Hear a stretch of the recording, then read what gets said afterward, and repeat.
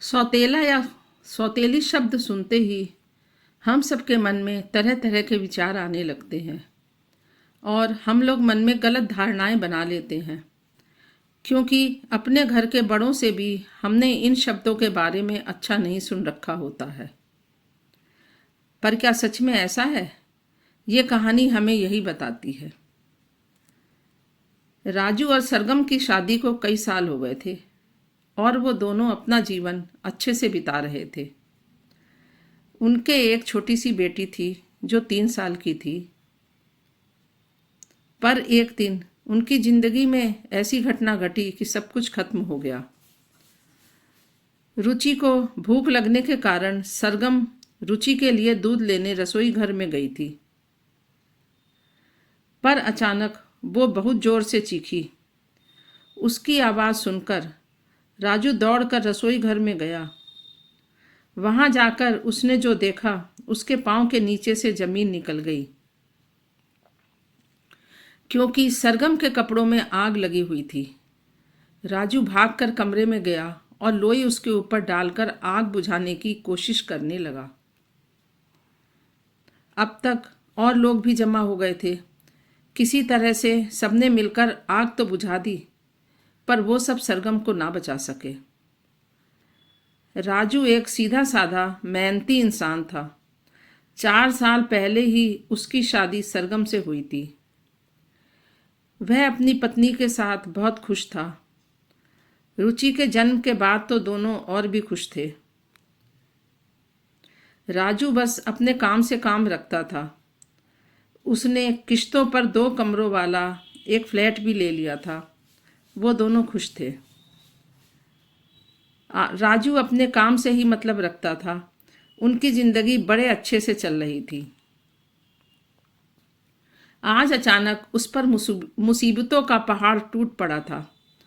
उसे कुछ समझ नहीं आ रहा था। कैसे जिएगा सरगम के बिना? छोटी रुचि का क्या होगा? यही विचार उसे खाए जा रहा था। रुचि भी सहमी सी उसे देख रही थी और उसकी गोदी से ही नहीं उतर रही थी। खबर पाकर सरगम के माता पिता भी आ गए थे। उनके साथ उनकी छोटी बेटी शशि भी थी।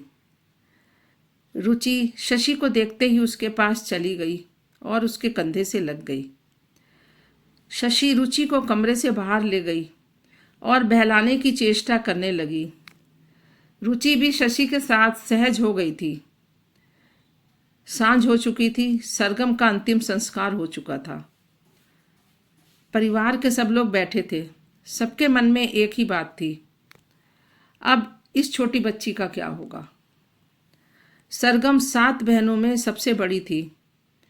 सरगम के पिताजी की गांव में एक छोटी सी दुकान थी। सरगम की मौत का उन्हें गहरा सदमा लगा था, पर अपना दिल कड़ा करके वे राजू को दिलासा दे रहे थे। रुचि शशि की गोद में ही सो गई थी। तभी उन्होंने एक फैसला लिया और कुछ सोचकर उठे और राजू के पास आकर बैठ गए। उन्होंने बड़े प्यार से राजू के सर पर हाथ फेरते हुए कहा, वे शशि को सरगम की जगह पर रुचि की जिम्मेदारी देने को तैयार है। इसी में सभी की भलाई है। शशि रुचि से अच्छे से हिली मिली है। वह उसे माँ का भरपूर प्यार दे सकेगी। राजू का भी घर संभल जाएगा। उन्होंने राजू को समझाया और कहा कि अभी वे रुचि को अपने साथ ही ले जाएंगे। तब तक तुम सोच विचार कर लो और हमें बता देना। और वो लोग रुचि को लेकर चले गए। कुछ समय बाद राजू और शशि की शादी बड़े सादगी से कर दी गई। रुचि पहले से ही शशि से हिली मिली थी। वह जल्द ही सहज हो गई और उसे ही माँ समझने लगी। शशि की उम्र 22 वर्ष की थी। उसने 12 कक्षा तक पढ़ाई की थी। वह बहुत ही शालीन कन्या थी। उसने राजू की गृहस्थी को अच्छे से संभाल लिया था। समय तेजी से बढ़ता गया। रुचि का दाखिला भी स्कूल में करा दिया गया था। अब वह अपनी तोतली बातों से घर भर को बहलाती रहती थी। जल्द ही शशि का अपना बेटा भी हो गया था, पर रुचि के प्रति शशि के प्यार में कोई कमी नहीं आई। वह उसे रोज स्कूल छोड़ने जाती और स्कूल से लेकर घर आती और उसकी हर ज़रूरत का ध्यान रखती थी। एक दिन उसे राजू ने बताया कि उसकी दूर की एक ताई जी जो हरिद्वार में रहती थी उनसे मिलने आ रही हैं। उन्हें राजू के साथ हुए हादसे के बारे में कुछ भी पता नहीं था। शशि ने यह सुना तो कुछ सहम सी गई कि ना जाने वे क्या कहेंगी, उसे सरगम की जगह पर देखकर कैसा व्यवहार करेंगी। पता नहीं बच्चों के सामने ही कुछ ना कह दे। इसी ऊहापोह में सांझ हो गई। उसने जल्दी से घर का सारा काम निपटाया और रात का खाना बनाने में जुट गई। सांझ हो चुकी थी। दरवाजे की घंटी सुन उसका दिल जोरों से धड़कने लगा। उसने अपना पल्लू सही किया और दरवाज़ा खोला। सामने राजू के साथ एक अधेड़ उम्र की महिला खड़ी थी। माथे पर बड़ी सी बिंदी, सीधे पल्लू की साड़ी पहने थी और शायद मुंह में पान भी चबा रही थी।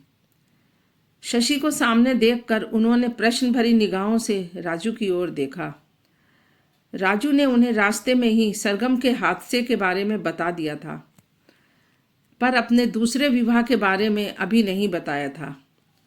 जब शशि ने उनके पैर छुए तो वह उनसे बोला, ताई जी, यह शशि है मेरी पत्नी, और यह रहा आपके पोता पोती रुचि और नितिन।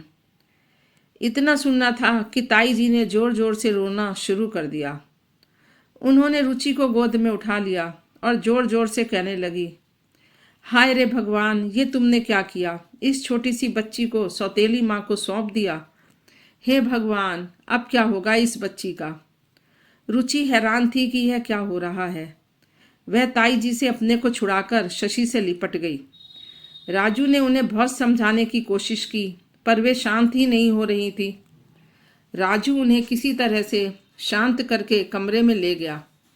बच्चे भी सहमे हुए थे।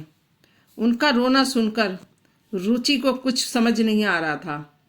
आखिर रुचि ने शशि से पूछ ही लिया, माँ, सौतेली माँ क्या होती है? शशि ने उसे सीने से लगा लिया और बेतहासा चूमते हुए कहने लगी, माँ, माँ बस माँ ही होती है, जैसे मैं हूँ तुम्हारी माँ।